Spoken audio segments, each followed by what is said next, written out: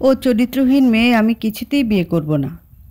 সুযোগ বুঝে আপনারা এই চরিত্রহীন মেয়েটি গছিয়ে দেবেন আর আমি টের পাবো না ভেবেছেন? উঠানের একপাশে মাথা নত অবস্থায় বধূ বেশে দাঁড়িয়ে রয়েছে জয়ী। ধরনের সমস্ত কালো দাগ যেন আজ জোরপূর্বক তার সর্বাঙ্গে মেখে দেওয়া হচ্ছে। এই অপবাদ নিদারুণ অসহ্যকর যন্ত্রণার, অসহনীয় বটে। জয়ীর বাবা জামশেদ রহমান চোয়াল শক্ত করে বরের দিকে তাকিয়ে রয়েছেন। তার দুই মেয়েকে তিনি দেখে শুনে বড় করেছেন। আজ পর্যন্ত গ্রামের কোনো মানুষ তার মেয়েদের দিকে আঙুল তুলে কিছু বলতে পারেনি। সেখানে বিয়ের দিন বর বলছে তার বড় মেয়ে চরিত্রহীন। তিনি শিক্ষিত মানুষ, তাই অশিক্ষিতের মতো ব্যবহার তাকে সাজে না। নিজের রাগকে দমিয়ে রাখার চেষ্টা করছেন। তীক্ষ্ণ দৃষ্টিতে তাকিয়ে জিজ্ঞেস করেন, তুমি কিসের ভিত্তিতে আমার মেয়েকে চরিত্রহীন বলছো? কোনো প্রমাণ আছে তোমার কাছে? আলবৎ প্রমাণ আছে।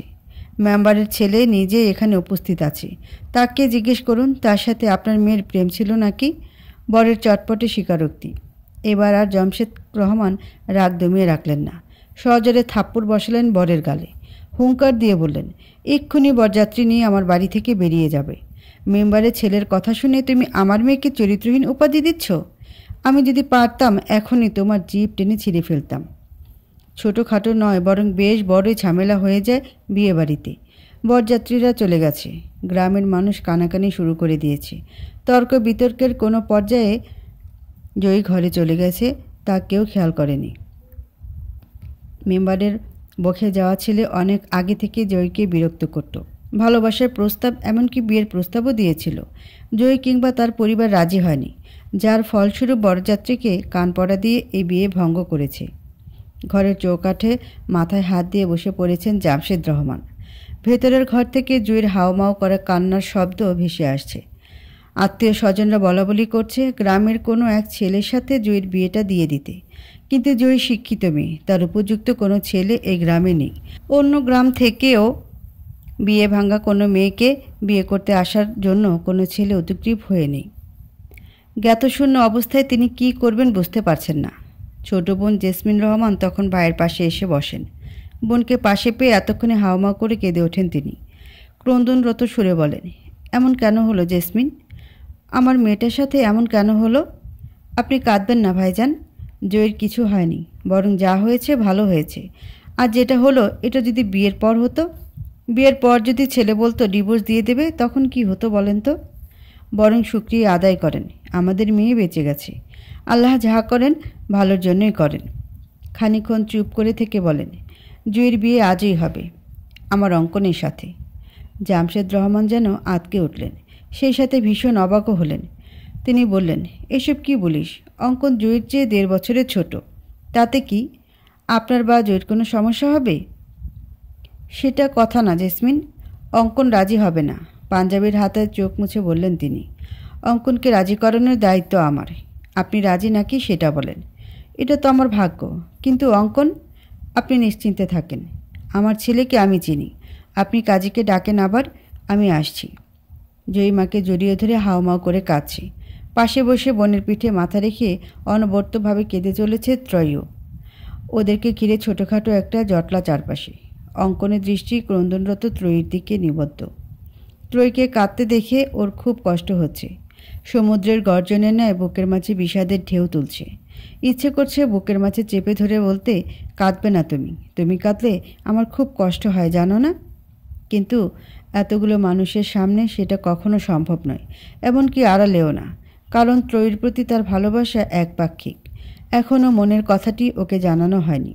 মেয়েটা অনেক স্বপ্নবিলাসী, ডাক্তার হবে, গ্রামের মানুষের সেবা করবে, বাবার স্বপ্ন পূরণ করবে। তাই শত শত ভালোবাসার প্রস্তাব পাওয়া সত্ত্বেও চোখ বন্ধ করে সেসব এড়িয়ে গেছে। তাই তো মনে মনে অঙ্কন পণ করেছে, যেদিন ত্রয়ী সম্পূর্ণ ডাক্তার হয়ে যাবে সেদিন একটা রিং নিয়ে হাঁটু গেড়ে ওর সামনে বসে বলবে, ত্রয়ী, তোমায় আমি ভীষণ ভালোবাসি, একদম প্রথম থেকে। যখন তুমি কিশোরী, সদ্য ফোটা গোলাপের ন্যায় কখন যে সম্পূর্ণ নারীতে পরিপূর্ণ হয়েছ তা বুঝে ওঠার আগে থেকেই ভালোবাসি। ভালোবাসি তোমাকে, ভালোবাসি তোমার স্বপ্নকে। অঙ্কন। জেসমিন রহমানের কণ্ঠে নিজের নাম শুনে পিছু ফিরে তাকায় অঙ্কন। চিন্তিত মুখে তিনি চেয়ে আছেন। অঙ্কন এগিয়ে গিয়ে জিজ্ঞেস করে, কিছু বলবে মা? তোর সাথে আমার কিছু কথা আছে। বলো, এদিকে আয়। অঙ্কন জেসমিন রহমানের সঙ্গে পাশের রুমে যায়। তিনি কোনো রকম ভনিতা ছাড়াই বললেন, তুই জয়ীকে বিয়ে করবি? অঙ্কনের মনে হলো ধরনীর সুদীর্ঘ অম্বর তার মাথার ওপর আছড়ে পড়েছে। মা এসব কী বলছে? সে কি মশকরা করছে? জেসমিন রহমানের সঙ্গে অঙ্কনের সম্পর্ক বন্ধুর মতোই, তবে মশকরা করার মতো সম্পর্ক এবং সিচুয়েশন কোনোটাই এখন নেই। সে তৎক্ষণাৎ কিছু বলতেও পারল না। ছেলেকে চুপ থাকতে দেখে তিনি জিজ্ঞেস করলেন, কী রে, চুপ করে আছিস কেন? করবি না বিয়ে? মা, তুমি কি পাগল হয়ে গেছো? জয়ী আর আমি? উদ্ভ্রান্তের মতো বলল অঙ্কন। হ্যাঁ, জয়ী আর তুই। সমস্যা কি? সমস্যা আছে মা। জয়ী আমার বয়সে বড়, অনেকটা সমবয়সী বলে নাম ধরে ডাকি, তার মানে তো এই নয় যে বিয়ে করব। পরিস্থিতিটা বোঝার চেষ্টা কর বাবা। এই মুহূর্তে আর কোনো যোগ্য ছেলে নেই যে জয়ীকে বিয়ে করবে। ভাইজানের অবস্থা খুব খারাপ। তুই তো জয়ীকে চিনিস, শান্ত গোছের মেয়ে। এত বড় একটা কষ্ট সহ্য করতে না পেরে যদি উল্টাপাল্টা কিছু করে বসে, তুই আর অমত করিস না বাবা। সম্ভব না মা, সম্ভব না, কোনোভাবেই সম্ভব না। আমি জয়ীকে কখনোই ওই চোখে দেখিনি। ওকে বিয়ে করা, সংসার করা হবে না আমার দ্বারা। সব হবে, মানিয়ে নিলেই সম্ভব। তুই কি চাস তোর মামার এই বয়সে কিছু হোক, অথবা জয়ী উল্টাপাল্টা কিছু করুক? এখানে তুমি আমায় কেন টানছো? এই বিয়ে ভাঙার পেছনে আমার তো কোনো হাত নেই। আমি জানি সেটা, সবাই তো ভাঙতেই জানে। তুই না হয় গড়ে দিলি। দন্ত দ্বারা নিচের ঠোঁট চেপে ধরে অন্যদিকে ঘুরে দাঁড়ান অঙ্কন। সে চেয়েছিল ত্রয়ীকে ভালোবাসার কথাটা চেপে যাবে, কিন্তু এখন মনে হচ্ছে বলে দেওয়াই উত্তম হবে। তাই আর কোনো কিছু না ভেবেই বলে ফেলল, আমি ত্রয়ীকে ভালোবাসি মা। জেসমিন রহমান চমকে ওঠেন। একই বাড়িতে থাকে ওরা, ডাক্তারি পড়াশোনার জন্য ত্রয়ীও ওদের সঙ্গে থাকে, অথচ এমন কোনো কিছুই তিনি দেখেননি। ত্রয়ীও তোকে ভালোবাসে? জিজ্ঞেস করেন তিনি। তাকে একই সঙ্গে উপায়ন্তরহীন এবং দ্বিধাগ্রস্ত দেখাচ্ছে। অঙ্কন নির্মল কণ্ঠে জানালো, জানি না। আমি যে ওকে ভালোবাসি এটাও ত্রয়ী জানে না। ফোঁস করে একটা নিঃশ্বাস ত্যাগ করলেন তিনি। এতক্ষণে যেন শ্বাসরুদ্ধ হয়েছিল এবং এখন সে নিশ্চিন্ত। তিনি বললেন, বেশ, যেটা জানি না সেটা অজানাই থাক। ত্রয়ীর জন্য ছেলের অভাব হবে না। এমনও না যে তোদের সম্পর্ক আছে, কিন্তু এই মুহূর্তে জয়ের পাশে তোকে প্রয়োজন। নিজের মাকেই যেন অচানা লাগছে অঙ্কনের। ছেলের ভালোবাসার মূল্যও নেই তার কাছে। অঙ্কন অসহায় দৃষ্টিতে তাকিয়ে বলে, সব জেনেও তুমি একথা বলছো মা? তিনি কঠোর সুরে বললেন, আজ পর্যন্ত আমি তোমার কাছে কিচ্ছু চাইনি। আজ চাচ্ছি এবং আদেশ করছি, তুমি জয়ীকে বিয়ে করবে। আমি মা হয়ে তোমাকে আদেশ করছি, শুনেছ তুমি? মায়ের দিকে স্তব্ধ হয়ে তাকিয়ে থাকা ছাড়া আর কিছুই বলতে পারছে না অঙ্কন। চারদিকে সব কিছু মরুভূমি মনে হচ্ছে, আর সে তৃষ্ণার্ত এক পথিক। তখন দরজার পাশ থেকে ত্রয়ীর গলা শোনা যায়, ফুপি, আব্বু ডাকছে তোমায়, কাজে চলে এসেছে। ত্রয়ীর কণ্ঠস্বর অঙ্কনের বুকে তীরের ফলার মতো বিধে। কি ভারী সেই যন্ত্রণা, কি বিষময় সেই যন্ত্রণার জ্বালা। কিভাবে সে ত্রয়ীকে রেখে জয়ীকে বিয়ে করবে? কিভাবে সে মায়ের অবাধ্য হবে? সে মায়ের আদেশ পূরণ করবে নাকি ভালোবাসে বিসর্জন দেবে? জেসমিন রহমান চলে যাওয়ার পর ত্রয়ী শান্ত ভঙ্গিতে তাকায় অঙ্কনের দিকে। যে দৃষ্টিতে এতক্ষণ বর্ষার জলে টইটুম্বুর ছিল, সে দৃষ্টিতে এখন পরিতৃপ্তির ছাপ। ত্রয়ী বলল, আপনাকে আল্লাহ নিশ্চয়ই দেবদূত হিসেবে পাঠিয়েছিল, নয়তো অফিসের এত কাজের ব্যস্ততা থাকার পরও কেন আপনি বিয়েতে আসতে যাবেন? আল্লাহর অশেষ রহমত। আপনার ঋণ কখনো হয়তো আমরা শোধ করতে পারবো না, চিরদিন ঋণী হয়েই থাকব। আমাদের পরিবারের সম্মান, আপুর জীবন বাঁচিয়েছেন আপনি। আমি ভীষণ খুশি হয়েছি আপনি আমাদের বিপদে এগিয়ে এসেছেন। ব্যর্থ যোদ্ধার ন্যায় স্তম্ভিত অঙ্কন। সে এসেছিল ত্রয়ীর জন্য। সকল ব্যস্ততাকে একপাশে ফেলে শুধু কিছুটা সময় হাসি খুশি ত্রয়ীকে দেখবে বলে এসেছিল। আর এই আশাটাই এখন তার কাল হয়ে দাঁড়ালো। ত্রয়ীও ধরে নিয়েছে অঙ্কন বিয়েটা করবে। সে আসলে কি করবে এখন? কি করা উচিত? গুমট অন্ধকারে আর চাঁদের দেখা নেই। চারিদিকে ঘুটঘুটে অন্ধকার, মাঝে সাঝে ঝিঝি পোকার আওয়াজ শোনা যাচ্ছে। সবচেয়ে বড় রুমটায় অপেক্ষা করছে সবাই। অঙ্কন এখনও আসেনি। জামশেদ রহমানকে চিন্তিত দেখালেও জেসমিন রহমান একদম নিশ্চিন্ত। পাথরের মূর্তির মতো এক ভঙ্গিতে বসে আছে জয়ী। নীরবে চোখ থেকে গড়িয়ে পড়ছে অশ্রুকণা। সে নিশ্চল। ত্রয়ী শক্ত করে বোনের এক হাত ধরে রেখেছে। আর কতক্ষণ বসে থাকবো? ছেলেরে ডাকেন এবার। কাজের গলায় বিরক্তি। দেরি হচ্ছে দেখে তার মনে হচ্ছে এবারে বিয়েটা হবে না। জেসমিন রহমান অঙ্কনকে ডাকতে যাওয়ার আগে অঙ্কন নিজেই এসে উপস্থিত হয়। ওই তো অঙ্কন এসে পড়েছে, আয় বাবা, জুঁইয়ের পাশে বস, বললেন তিনি। অঙ্কন সেখানেই দাঁড়িয়ে বলল, আমার কিছু কথা আছে যেগুলো সকলের জানা প্রয়োজন। কথা পরে বলা যাবে, আগে বিয়েটা হয়ে যাক। বিয়েটা আমি করব না মা। ঘরটায় যতটুকু নীরবতা ছিল এখন তার চেয়ে বেশি নীরব হয়ে গেল যেন। সকলে অবাক হয়ে তাকিয়ে আছে অঙ্কনের দিকে। জেসমিন রহমান ভাবতেও পারেনি এতগুলো মানুষের সামনে অঙ্কন এইভাবে তাকে বেইজ্জতি করবে। তিনি চিবিয়ে চিবিয়ে বললেন, এখন মস্করা করার সময় নয় অঙ্কন, একটা মেয়ের লাইফ নিয়ে কথা। এক্স্যাক্টলি মা, বিয়েটা যে কোনো ছেড়ে খাওয়া নয়, এটাই আমি তোমায় বোঝাতে চাই। আমি এই বিয়েতে রাজি না। তোমরা কি একবারও জুঁইয়ের মতামত নিয়েছো? ও এই বিয়েতে রাজি আছে নাকি জানতে চেয়েছো কেউ? সকলে নিরুত্তর। আসলে কেউ জুঁইয়ের থেকে জানার প্রয়োজন মনে করেনি জুঁই অঙ্কনকে বিয়ে করতে রাজি কিনা। সকলে তাড়াহুড়ায় আছে জুঁইকে পাত্রস্থ করার জন্য। অঙ্কন বলল, বিয়েটা যেহেতু আমরা করব তাই আমাদের মতামতকে সবার আগে গুরুত্ব দেওয়া প্রয়োজন। শুধু বিয়ে করলাম আর সব সমস্যার সমাধান হয়ে গেল না, বরং সমস্যা আরও বেশি বাড়বে। বিয়ের পর প্রতিনিয়ত অশান্তি হবে সংসারে। হয়তো একসময় দুজনেই মানিয়ে নেব, কিন্তু মেনে নিতে পারবো না। মানিয়ে নেওয়া আর মেনে নেওয়া এক বিষয় নয়। অঙ্কনের ভিতর চাপা উত্তেজনা কাজ করছে। জেসমিন রহমান ছেলের সাহস দেখে হতবিহ্বল। আত্মীয় স্বজনদের কাছে ছোট তো হলোনি, এমনকি নিজের ভাইয়ের কাছেও। জয়ী এ পর্যন্ত একটা কথাও বলেনি, চুপ করে আছে পূর্বের ন্যায়। চোখের পানি শুকিয়ে গেছে। জেসমিন রহমান দিকশিখা খুঁজে পাচ্ছেন না। ঠিক কোন কথাটা অঙ্কনকে বললে রাগ মিটবে সেটাও বুঝতে পারছেন না। অপমানে মাথা হেঁট রেখেছেন জামশেদ রহমান। এক প্রত্যাখ্যানের পর আরেক প্রত্যাখ্যান কাম্য ছিল না। যে কষ্ট তিনি নিজে সহ্য করতে পারছেন না, সে কষ্ট জয়ী কীভাবে সহ্য করবে? তিনি ব্যাকুল হয়ে জেসমিন রহমানের উদ্দেশ্যে বলেন, ওকে আর কিছু বলিস না জেসমিন, ভুলটা আমারই ছিল। রাজি হয়ে ভুল আমি করেছি। জয়ীর নিজেরও মতামত নেওয়া দরকার ছিল আমার। না ভাইজান, ও সমস্যা কি আমার জানতে হবে। কেন ও জয়ীকে বিয়ে করবে না? কোন দিক দিয়ে জয়ী কম ওর থেকে? ফোঁস করে নিঃশ্বাস ত্যাগ করেন তিনি। ছেলের প্রতি চরম ক্ষিপ্ত এখন।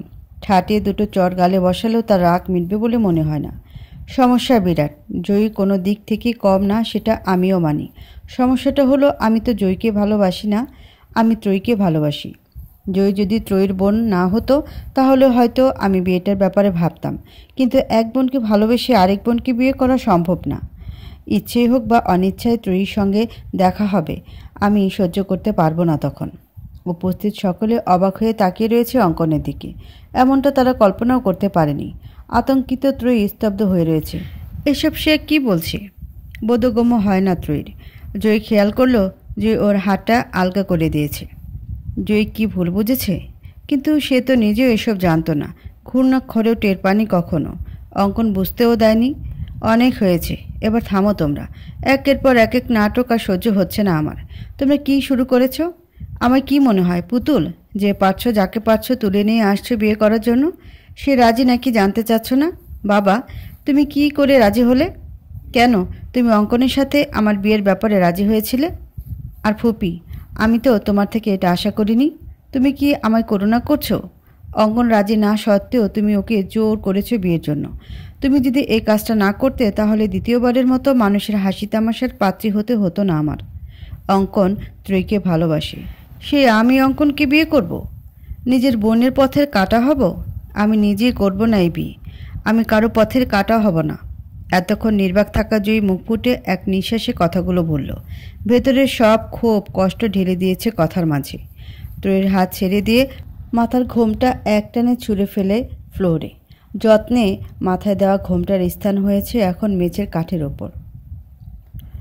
লাল টকটকে ঘোমটাটা পড়ে রইল বড্ড অবহেলায়। জিদ্দে বড় ঘর থেকে হনহন করে নিজের ঘরের দিকে পা বাড়ায় জয়ী। যাওয়ার আগে ত্রয়ীকে বলে, তুই বোন হয়েও কাজটা করতে পারলি? সকলকে সুযোগ দিলি আমায় নিয়ে উপহাস করার? ত্রয়ী পেছন পেছন যেতে যেতে বলছে, আপু আমায় ভুল বুঝিস না, সত্যিই আমি এসব কিছু জানতাম না। উঠোনের মাঝখান দিয়ে দৌড়ে যাওয়ার সময় ত্রয়ীর পায়ে কাটা ফুটে ওঠে। ওই অবস্থাতেও সে দুকদম আগায়। তারপর ব্যথায় কোকি উঠে সেখানে বসে পড়ে। সামনে থেকে দেখতে পায় মুখের উপর দরজা লাগিয়ে দিয়েছে জয়ী। বড় ঘর থেকে আত্মীয় স্বজনরা বলাবলি করছেন, জামশেদ তোরে আগেই কইছিলাম মাইয়ারে দূরে পড়তে পাঠাইস না। যা পরাণের কাম নিজের কাছে রাইখেই পড়া। দেখলি তো দূরে দিয়া কি হইল, আত্মীয়র কাছে রাইখেও কি হইল, ওই পোলার লগেই তো প্রেম প্রীতি করল। শেষে আইসায় নিজের বইনের পথের কাটা হইল। পড়া আরও মাইয়ারে ডাক্তারি। উঠানের মাঝামাঝি থাকায় বড় ঘরের কথাও ত্রয়ীর কানে আসে। এছাড়া তারা উচ্চস্বরেই কথা বলছে। জয়ীর বলা কথাগুলো কানে বাজছে। কাটার আঘাতে হোক কিংবা কথার আঘাতে ত্রয়ী ফুপিয়ে কেঁদে ওঠে। বিছানার এক কোণে উবু হয়ে শুয়ে আছে ত্রয়ী। চোখের জলে বালিশের এক সাইড ভিজে গেছে। যত ফোঁটা চোখের পানি পড়ছে বালিশ সেটা শুষে নিচ্ছে। নীরবে কাঁদতে কাঁদতে কখনো কখনো ভেতর থেকে বেরিয়ে আসে দীর্ঘশ্বাস। যা হওয়ার ছিল না তাই হচ্ছে। এমনটা না হলে কি খুব বেশি ক্ষতি হয়ে যেত? ত্রয়ী, ঘুমিয়েছিস? কপাটের বাইরে দাঁড়িয়ে জিজ্ঞেস করেন ত্রয়ীর মা। ঘর ঘুটঘুটে অন্ধকার থাকায় তিনি বুঝতে পারছেন না ত্রয়ী ঘুমিয়েছে নাকি জেগে আছে। ত্রয়ী চটপট উঠে বসে দু হাতে চোখের পানি এবং গালে লেগে থাকা পানি মুছে ফেলে। যথাসম্ভব কণ্ঠ এবং নিজেকে স্বাভাবিক করে বলে, জেগে আছি মা। তিনি ঘরে এসে লাইট জ্বালান। ত্রয়ীর দিকে শান্ত দৃষ্টিতে কয়েক সেকেন্ড তাকিয়ে থেকে বিছানায় বসেন। খুবই শান্তভাবে জিজ্ঞেস করেন, কবে থেকে তোদের সম্পর্ক? মায়ের কণ্ঠে চাপা বিষাদের সুর, অবিশ্বাসের রেশ। ত্রয়ীর কষ্ট হয়। ধরে আসা কণ্ঠে বলে, আমাদের মধ্যে কোনো সম্পর্ক নেই মা। আমায় বিশ্বাস করো একটাবার। অঙ্কন ভাই যে আমায় পছন্দ করে আমি নিজেও জানতাম না। একই বাসায় থাকলেও আমাদের কথা হতো খুবই কম, বলতে পারো হতোই না তেমন। তার সাথে আমার দেখা হতো শুধু রাতের খাওয়ার টেবিলে। মাঝে মাঝে তো তাও হতো না, পড়ার চাপের জন্য পড়ে খেতাম। ছুটির দিনটা বাড়িতে থাকলেও আমি বইয়ের মাঝেই ডুবে থাকতাম। তুমি যদি আমার কথা বিশ্বাস করে না থাকো তাহলে ফুপিকে ফোন করো, জিজ্ঞেস করে দেখো আমি তোমাকে কিছু মিথ্যে বলেছি কিনা। অকস্মাৎ কান্না ভেঙে পড়েন মা। ফুপিয়ে ফুপিয়ে বলেন, এরকমটা কেন হলো রে ত্রয়ী? আমি তো কখনো কল্পনাও করিনি এমন দিন আসবে যেদিন আমি নিজের মেয়েদের অবিশ্বাস করব। ভাগ্য আমাকে কোথায় এনে দাঁড় করালো। ত্রয়ীর বলার মতো কোনো ভাষা নেই। ঠোঁট চেপে সে নিজেও কাঁদতে শুরু করে। তার নিজের কাছেও এখন পর্যন্ত ঘটে যাওয়া সব ঘটনা অবিশ্বাস্য লাগছে। মা চোখের পানি মুছে বললেন, যা হওয়ার হয়েছে। দেখি আল্লাহ কি চান। তুই আর রাত জাগিস না, ঘুমিয়ে পড়। কথা শেষ করে তিনি লাইট অফ করে দিয়ে ঘর থেকে বের হয়ে যান। কান্নার দমক বেড়ে যায় ত্রয়ীর। আজ যদি এই ঘটনা না ঘটতো তাহলে রাতটা অন্যরকম কাটত। মা পাশে শুয়ে চুলে বিলি কেটে দিতেন। এটা প্রতিবারই হয় যতবার ত্রয়ী ঢাকা থেকে গ্রামে বেড়াতে আসে এবং যতদিন থাকে ততদিন মা ত্রয়ীর সঙ্গে ঘুমায়। মাথায় হাত বুলিয়ে দেয়, চুলে বিলি কেটে দেয়। কিন্তু আজ সেসব দিন অতীত তো বটেই, রূপকথার গল্পও মনে হচ্ছে। সময় কত দ্রুত বদলে যায়। কয়েক সেকেন্ডের ব্যবধানেই পাল্টে যেতে পারে পুরো জীবন। সব জীবন রঙিন সুতোয় বাঁধে না, কিছু জীবন কাচের মতো ভেঙে গুড়িয়ে যায়। মোরগের ডাকে সকালের ঘুম ভাঙে ত্রয়ীর। বেশ রাত করে ঘুমানোর ফলে মাথাটা ঝিমঝিম করছে। কিন্তু রুটিন মাফিক প্রতিদিন ত্রয়ী 6টা বাজে ওঠে বলে আজও 6টা বাজেই ঘুম ভেঙেছে। কিছুক্ষণ চুপ করে বিছানায় বসে থাকে। তারপর হেলতে দুলতে ঘর থেকে বের হয়। কলপারে গিয়ে মুখ ধুয়ে নেয়। জুঁইয়ের ঘরের দরজা এখনও বন্ধ। মা রান্নাঘরে মাটির চুলায় রান্না বসিয়েছেন। ত্রয়ী ঘরে না গিয়ে আগে রান্নাঘরে যায়। মাকে ডাকার সঙ্গে সঙ্গে মা চমকে ওঠেন। শাড়ির আঁচলে চোখ মুছে বলেন, হ্যাঁ বল, তুমি কাঁদছ? আমার আর কান্না? তুই এত সকাল উঠেছিস কেন? আরেকটু ঘুমাতি। প্রতিদিন এই সময়ে উঠি, তাই অভ্যাস হয়ে গেছে। ঘরে মুড়ি আছে, গুড় আছে, রুটি কলা আছে, ফল আছে, কি খাবি খা। কিছু খাবো না মা, আমি আজ ঢাকায় চলে যাই। কেন? পড়ার অনেক চাপ এখন। কয়েক মাস পরে ফাইনাল পরীক্ষা। যত তাড়াতাড়ি যাব তত ভালো। ছুটি নিয়েছিলি কয়দিনের? 5 দিন। আচ্ছা, তোর বাবা আসুক। ত্রয়ী উঠে ঘরে ফিরে আসে। মায়ের শুকনো মুখ দেখতে ভালো লাগছে না। আত্মীয়রা সব রাতেই চলে গেছে। অঙ্কনরা আছে নাকি নেই সেটা জানে না ত্রয়ী। ঘরের মাঝখানে পাটাতনের কাঠের ওপর সে বসে পড়ে। সে দোষী নয়, তবুও পরিস্থিতির শিকার হয়ে নিজেকে দোষী মনে হচ্ছে। জামশেদ রহমান ঘরে প্রবেশ করে দেখেন মনমরা হয়ে ত্রয়ী হাঁটুর ওপর মাথা রেখে বসে আছে। তিনি ছোট ছোট কদমে এগিয়ে গিয়ে ত্রয়ীর পাশে বসেন। ত্রয়ী এতটাই আনমনা হয়ে চিন্তাভাবনা করছে যে বাবার উপস্থিতিও টের পায়নি। বাবা ত্রয়ীর মাথায় হাত বুলিয়ে বলেন, সকালে নাস্তা খেয়েছিস মা? চকিতে পাশ ফিরে তাকায় ত্রয়ী। কাল রাতে অঙ্কন যখন সবার সামনে বলল সে ত্রয়ীকে ভালোবাসে, এরপর আর কথা হয়নি বাবার সাথে।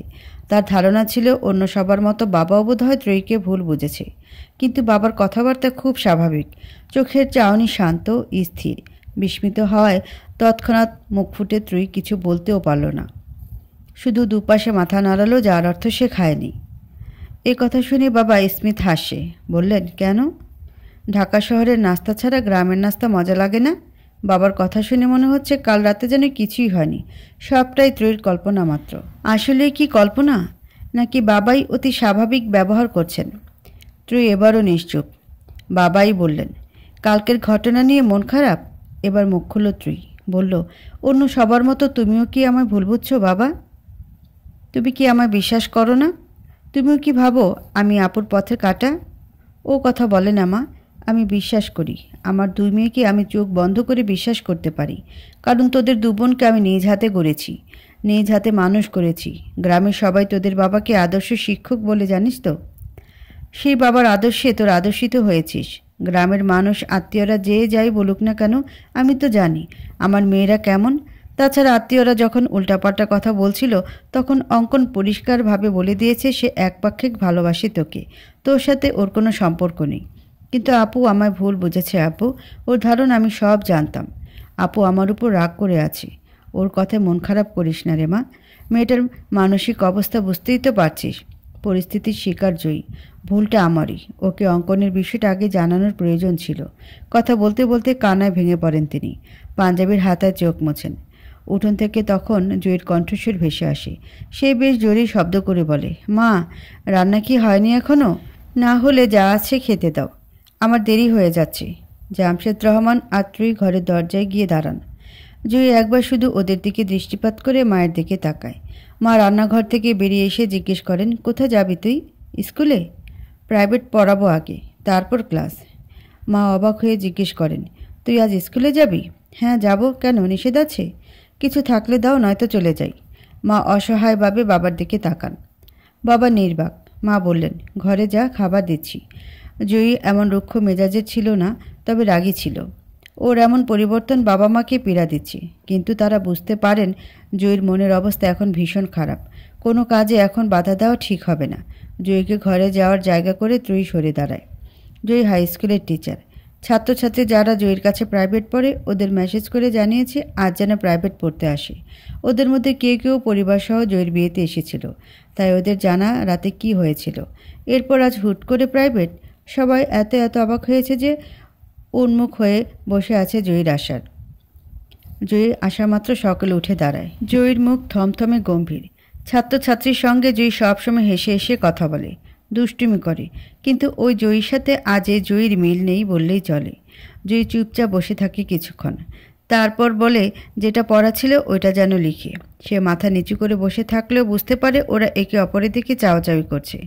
কৌতূহল ওদের সবার মাঝে। ক্লাসে প্রবেশ করার আগে ছাত্রছাত্রীদের কথোপকথন ওর কানে এসেছে। ওদের কথোপকথনের কেন্দ্রবিন্দু ছিল জয়ী। কেউ সহমর্মিতা দেখাচ্ছে তো কেউ করছে করুণা, কেউ কেউ আবার রহস্যাত্মক কাহিনী বানাচ্ছে। 1 ঘন্টা প্রাইভেট পড়িয়ে জয়ী টিচার্স রুমে ফিরে আসে।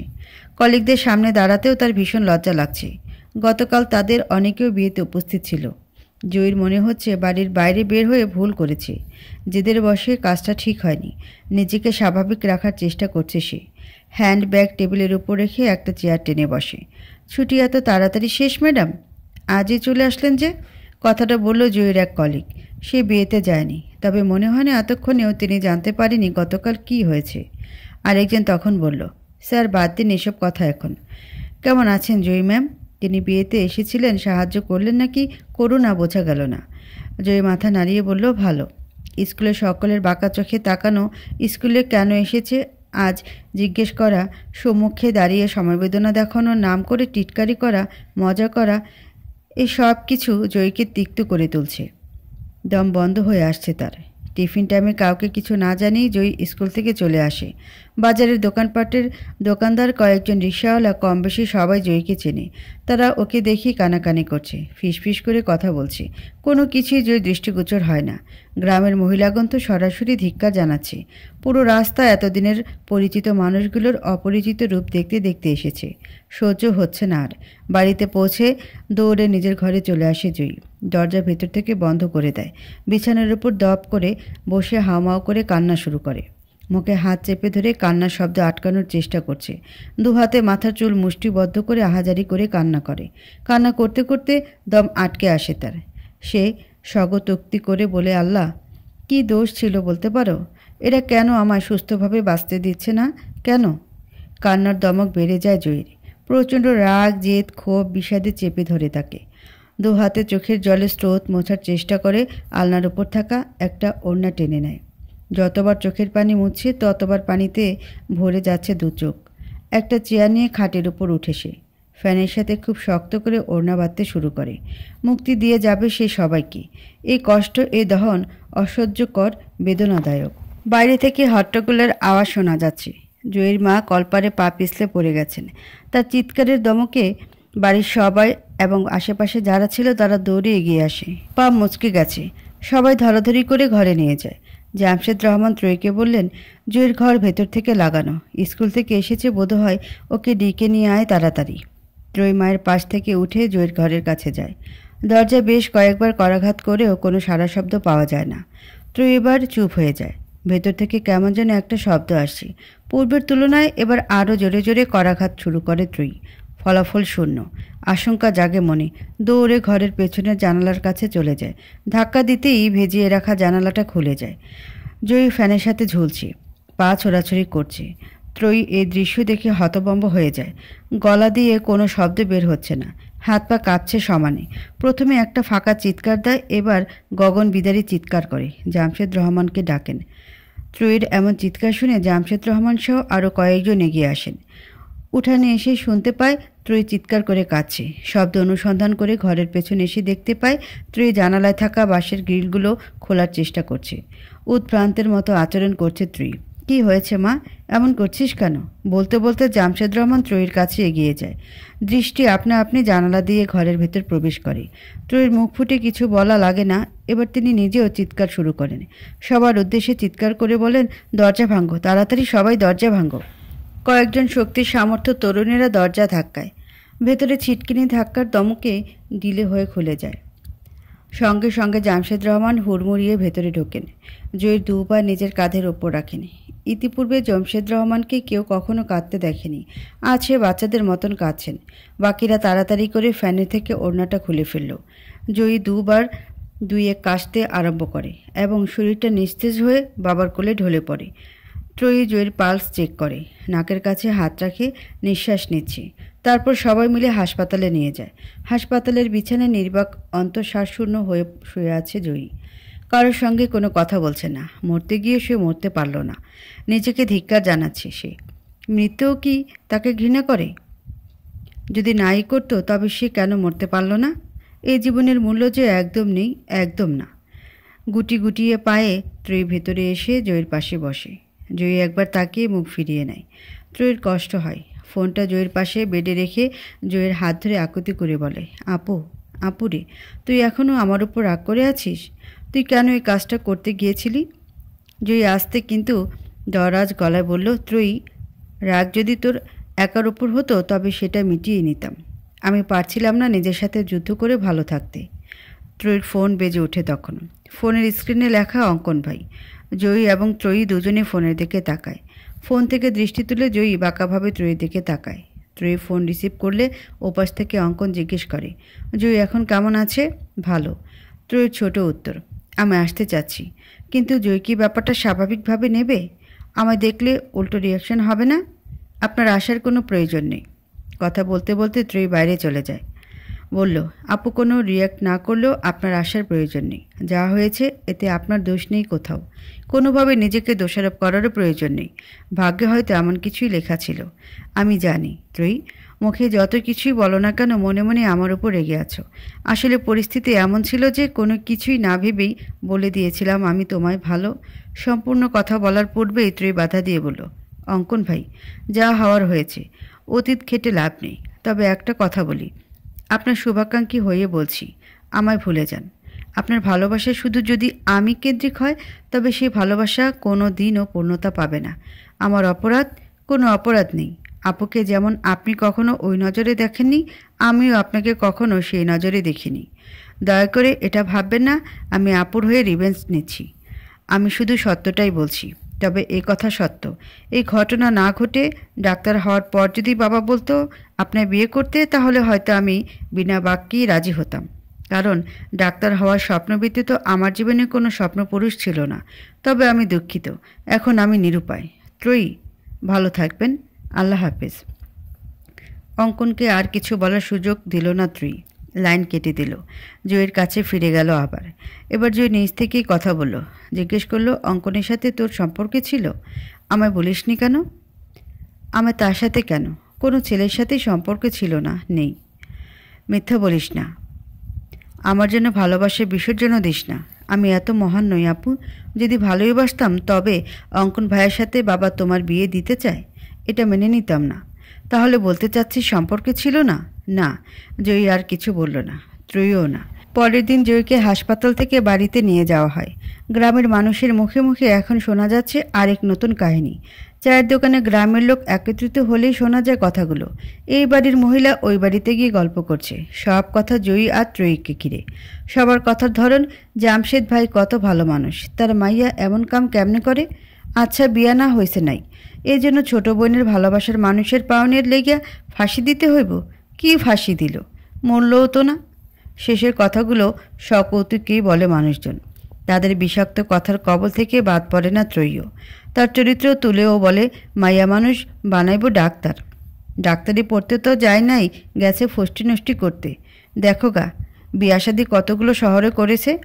দুই মাইয়া লইয়া কত গর্ব করত সেরির মায়ে। এখন কই গেল ওই গর্ব? দিল না চুনকালি মাইখা। এসব কথাবার্তায় এক মুখ থেকে আরেক মুখে যায়। একজনের বুলি আরেকজনের আরও একটি মশলা মিশিয়ে অন্যজনকে শোনায়। সব কথাই জয়িত্রী, এমনকি জামশেদ রহমানের কানেও আসে। জামশেদ রহমান বাজারে চায়ের দোকানেও যান না এখন, না সম্মুখে কেউ কিছু বলে না। কিন্তু ওই যে লোকে বাঁকা চোখে তাকায়, আড়ালে কথা বলে, এসব সহ্য করা বড় কষ্টের। একদিন, দুদিন, 3 দিন সহ্য করলেও এরপর মাত্রা ছাড়িয়ে যায়। সুযোগ পেলে কেউ কথা শোনাতে ছাড়ছে না। যারা কোনোদিন মুখের উপর কোনো কথা বলতে পারেনি, তারা এখনও বাড়ি বয়ে এসে কথা শুনিয়ে যায়। বাদ যায় না আত্মীয় স্বজনরাও, তাদেরকেও গ্রামবাসীদের নানা রকম কথা শুনতে হয়। যার ঝাল এসে তারা জামশেদ রহমান এবং মায়ের ওপর ওঠায়। জামশেদ রহমান আর সহ্য করতে পারলেন না, হার্ট অ্যাটাক করে বসলেন একদিন। কাকে আপনারা পথের কাঁটা বলবেন? জয়ীকে, ত্রয়ীকে, নাকি এই সমাজের বিষাক্ত মানুষরূপী কীটগুলোকে? সময়টা শীতকাল। শীতের ঠান্ডা বাতাসে দাপটে টিকে থাকা মুশকিল। হাড় হিম হয়ে আসে। গায়ে গরম কাপড় থাকা সত্ত্বেও শীত মানছে না। শহরের তুলনায় গ্রামে বরাবরই শীত বেশি থাকে। এবারও তার ব্যতিক্রম হয়নি। উঠানে এসে দাঁড়ালেই দাঁতে দাঁতে বাড়ি লাগে। ঠিক এতটাই শীত। সময়ের স্রোত নদীর মতোই। কিভাবে যে এর মাঝে 2.5 বছর কেটে গিয়েছে বুঝতেই পারেনি কেউ। জামশেদ রহমান রান্নাঘরের একপাশে বসে আছেন গুটিসুটি হয়ে। গলায় মাফলার পেঁচানো আর শরীরে চাদর। ত্রয়ী ঘড়ি দেখতে দেখতে ঘর থেকে বের হয়। শীতের কুয়াশা মাথায় নিয়েই তাকে অনেকটা পথ চলতে হবে, যেতে হবে হাসপাতালে। ত্রয়ী এখন একজন সফল ডাক্তার। কত দায়িত্ব তার, ব্যস্ত সময় পার করতে হয়।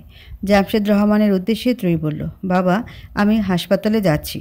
ঘড়ি থেকে চোখ তুলে বাবার দিকে তাকাতেই তার 2 হাত আপনা আপনি কোমরে চলে যায়। 2 হাত কোমরে রেখে ত্রয়ী রাগে রাগে গলায় বলল, তোমার কি একটুও ভয় করে না? জামশেদ রহমান জানেন ত্রয়ী কেন বকছে।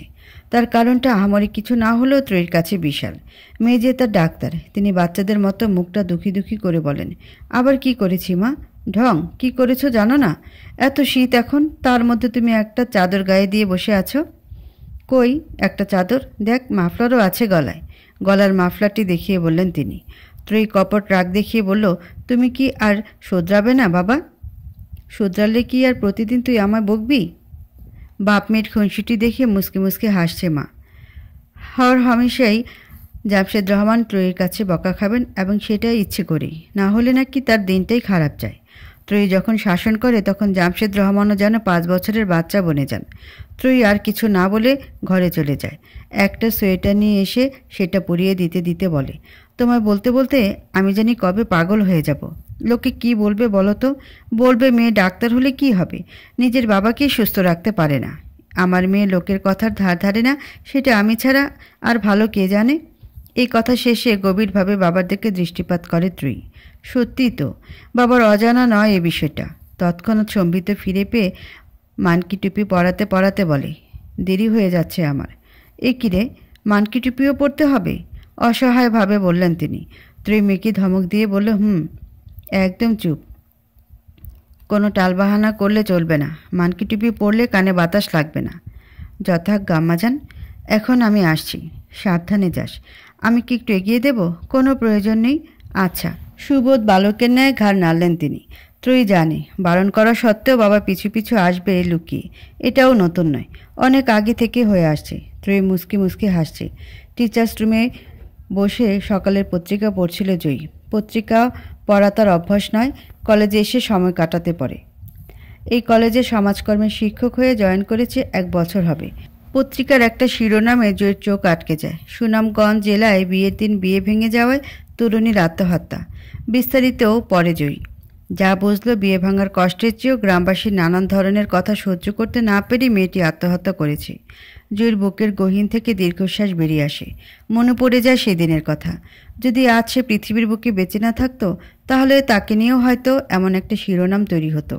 সেদিনের পর জয়ীর পথ চলাটা এত সহজ ছিল না, বরং বেঁচে থাকাটা তার কাছে অভিশাপ বলে মনে হতো। গ্রামের মানুষ, সমাজের মানুষ যেন পণ করে বসেছিল, কিছুতেই তারা জয়ীকে বাঁচতে দেবে না। না, তারা জয়ীকে প্রাণে মারবে না, মারবে কথার আঘাতে। মরে গেলে তো বেঁচেই গেল, কিন্তু এই যে গ্রামবাসীর কথা শোনা, অপমান, লাঞ্ছিত হওয়া, এসবের পর জয়ীর মনে হতো সে ঠিক বেঁচে নেই, একদম জীবন্ত লাশের মতো। সে চুপ ছিল, নীরব রেখেছিল নিজেকে, গুটিয়ে নিয়েছিল সবার থেকে। কিন্তু বাবার হার্ট অ্যাটাক তাকে আরেকটা ধাক্কা দেয়। সে বুঝে যায় শুধুমাত্র তার জন্যই আজ বাবার এই পরিস্থিতি। আরও একবার সে বোকার মতো সিদ্ধান্ত নেয়। হ্যাঁ, দ্বিতীয় সিদ্ধান্ত আত্মহত্যাই ছিল। তার বোধ বুদ্ধি ছিল না তখন, নির্বোধ ছিল, একদম নির্বোধ। কেননা জ্ঞানী ব্যক্তি, বুঝদার ব্যক্তি কখনো আত্মহত্যার পথ বেছে নেয় না। জয় নিঃসন্দেহে এখন বুঝদার ব্যক্তি, কারণ আগে সে বোকামির কথা মনে পড়লে সে নিজেকে নির্বোধ বলে গালি দেয়। আফসোস লাগে, কি করে সে এই কাজগুলো করতে গিয়েছিল। তখন আশার আলো হয়ে আসে ত্রয়ী। প্রথমবারের মতো দ্বিতীয়বারও আল্লাহ ত্রয়ীকেই পাঠায়। তবে এবার সে কান্না জড়িত ত্রয়ীকে দেখেনি, দেখেছে এক কঠোর ত্রয়ীকে, যার মাঝে নতুনভাবে বাঁচার, প্রতিবাদ করার, সমাজকে বুড়ো আঙুল দেখানোর উদ্যম ছিল, সাহস ছিল। শুধু আগে কোথায় যেন একটা অদৃশ্য দেয়াল ছিল। বাবার হার্ট অ্যাটাকের পরই এই দেয়ালটা ভেঙে চুরে যায়, যার ফলে দেখা মেলে নতুন ত্রয়ীর। এক হাতে সে বাবা আর জয়ীকে সামলিয়েছে, অন্য হাতে সমাজকে ঠেকিয়েছে। জামশেদ রহমান কিছুটা সুস্থ হওয়ার পর বাজারে যান, সঙ্গে ছিল ত্রয়ী। তখনও পর্যন্ত গ্রামবাসীর কানাঘুষা বন্ধ হয়নি। তখন তারা আরও একটা টপিক পেয়ে যায়। লোক দেখানো কষ্ট দেখিয়ে তারা আফসোসের সরে বলে, কত আদর যত্ন কইরেই না মাইয়া দুইডারে মানুষ করছিল মাস্টার সাহেব, আর আইজ দেহে এই মাইয়াগো কারণেই হার্ট অ্যাটাক করলো। বাঁচব না তো, এমনি কি মানুষ বাঁচে? এসব কথা যে ওদের কানে আসতো না তা নয়, সবই শুনতো, তবুও চুপ থাকতো সময়ের অপেক্ষায়। চায়ের দোকান থেকে ডাক দেন প্রতিবেশী এক চাচা। সেখানে আরও অনেকে উপস্থিত ছিলেন। অনিচ্ছা প্রকাশ করলেন না জামশেদ রহমান। সেখানে গিয়ে বেঞ্চের খালি জায়গায় বসলেন। যে ডাক দিয়েছিল সে জিজ্ঞেস করলো, এখন কেমন আছো? শরীর কেমন? জামশেদ রহমান মাথা নাড়িয়ে বললেন, আলহামদুলিল্লাহ, আল্লাহর রহমতে ভালো আছি। ভালো থাকলেই ভালো। তা তোমার বড় মাইয়া এখন আর পাগলামি করে নাকি? বিয়া শাদি দিয়া ফেলাও। আর ঘরে রেখে কি হইব? আমার হাতে একটা ভালো পাত্র আছে। আগে একটা বিয়া করছিল, ওই বউ নাই। ছেলে ধনী আছে, বিশাল জমি জমা আছে। তুমি বললে ছেলের আসতে কই, কি কও? বিরক্তিতে মুখ তেতো হয়ে আসে জামশেদ রহমানের। তিনি মনে মনে কিছু বলার জন্য প্রস্তুত হচ্ছেন। তখনই ত্রয়ী বলল, আসসালামু আলাইকুম চাচা। প্রথমেই মাফ চেয়ে নিচ্ছি বড়দের মাঝে কথা বলার জন্য, কিন্তু একদম চুপ থাকতেও পারলাম না। আপনার পাত্রের বর্ণনা শুনে মনে হলো আপনি আসলে মেয়ে নয়, কোনো পণ্য ক্রয় করার বিষয়ে কথা বলছেন। আমার আপু তো পণ্য নয়, রক্তে মাংসে গড়া মানুষ। তাহলে অর্থের হিসেব কেন আসছে? তাছাড়া মেয়ে আমাদের পরিবারের, চিন্তাও আমাদের। আপনাদের এত টেনশন দেখে সত্যি আমি আপ্লুত। আপনার ঘরে না একটা মেয়ে আছে, শুনেছি পড়ালেখায় নাকি গণ্ডমূর্খ। এটা কিন্তু আমার কথা নয়, আপনারই মতো অনেকে বলে। তো যা হোক, ওই মেয়ের এ ছেলের সাথে বিয়ে দিয়ে দেন, ভালো পরামর্শ দিলাম। চাচা তেলি বেগুনে জ্বলে উঠলেন। এতগুলো মানুষের সামনে হাঁটু বয়সী এক মেয়ে তাকে অপদস্থ করেছে, এটা তিনি কিছুতেই মানতে পারছেন না। তিনি প্রায় চেঁচিয়ে বললেন, জামশেদ, মাইয়ারে দেখি বেয়াদব বানাইছ। এই মাইয়া লইয়া এত গর্ব, ডাক্তার বানাইবা? ঘেচু হবে। কোনোদিনও তোমার এই স্বপ্ন পূরণ হইব না। জামশেদ রহমান বেঞ্চ থেকে উঠে দাঁড়ালেন। ত্রয়ীর মাথায় হাত বুলিয়ে বললেন, কেন যে তুই এই বেয়াদবিগুলো আগে করিস নি মা? সকলে অবাক হয়ে তাকিয়ে আছেন। এমন উত্তর কেউ প্রত্যাশা করেনি। বাকিদের কাছে যেটা অপমান, জামশেদ রহমানের কাছে সেটা প্রতিবাদ। যাওয়ার পূর্বে ত্রয়ী বলে গেল, আল্লাহ সহায় থাকলে একদিন ঠিকই ডাক্তার হব। অসুস্থ হলে তখন আমার কাছে আসেন, ফ্রিতে চিকিৎসা করাবো। আপনাদের মতো নিন্দুক কূটনৈতিক মানুষজন এত দ্রুত মরে গেলে ভালো মানুষগুলো শিক্ষা নেবে কিভাবে বলুন? তার চিকিৎসা ফ্রিতেই করাবো। এরপর ত্রয়ী বাবার হাত ধরে চলে যায়। ব্যাগ ভর্তি বাজার নিয়ে বাড়ি ফিরে। এ কথাও গ্রামে রটে যায়। গ্রামে ত্রয়ীর বদনাম করে কুৎসা রটে বেয়াদব বলে। এতে ত্রয়ী বা তার পরিবার ধার ধারে না। কেউ কিছু বলতে আসলে প্রতিবাদ করে ত্রয়ী। ভয় কেউ কিছু বলতেও যায় না। জয়ের কানেও কথাটা আসে। সে ভাবে, ত্রয়ী যদি বাবার সম্মানের জন্য, বোনের সম্মানের জন্য প্রতিবাদ করতে পারে, তাহলে সে নিজে কেন তার জন্য প্রতিবাদ করতে পারবে না? ত্রয়ীর এই প্রতিবাদে পরিবর্তন করেছিল জয়ীকে।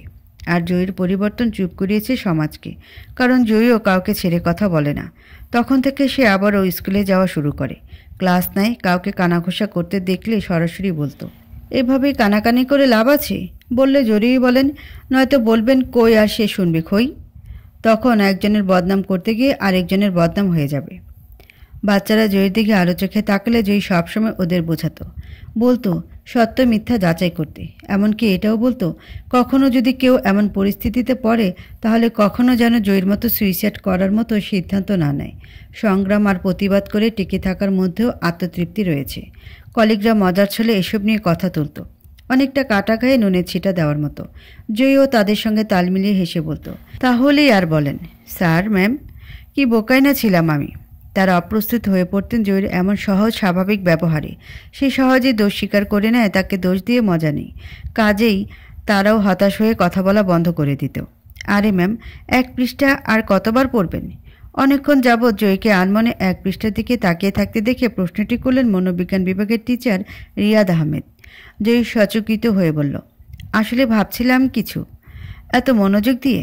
কিছু কথা থাকে যেটাতে মনোযোগ দেওয়া লাগে না, আপনা আপনি মনোযোগ চলে আসে। এরপর দেয়াল ঘড়ির দিকে তাকিয়ে বলল, আমার ক্লাস আছে এখন, আসছি আমি।